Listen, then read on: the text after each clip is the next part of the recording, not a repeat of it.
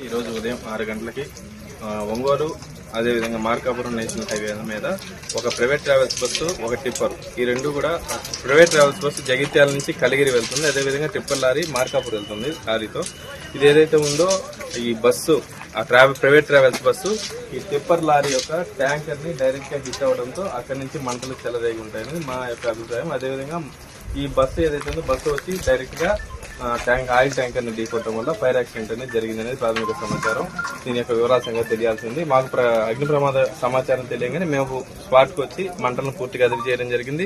ఒక 20 మందిని కాపాడి అంబులెన్స్ లో హాస్పిటల్ పంపించడం జరిగింది. 13 డెడ్ బాడీస్ ని రికవరీ చేసి పోలీస్ డిపార్ట్మెంట్ వరకు హ్యాండ్ ఓవర్ చేసి వాళ్ళని కూడా హాస్పిటల్ పంపించడం జరిగింది. ఇదండి ప్రమాదానికి గురైన హరికృష్ణ ట్రావెల్స్ బస్సు. ఇది ఏదైతే ఉందో ఈ బస్సు మొత్తం కూడా దగ్ధం అవడం జరిగింది. దీనిలో ఉన్నటువంటి 13 డెడ్ బాడీస్ ని కూడా మొత్తం కూడా తీసి సేఫ్ గా తీసేసి పోలీస్ డిపార్ట్మెంట్ వరకు హ్యాండ్ ఓవర్ చేయడం జరిగిందని తెలియదు.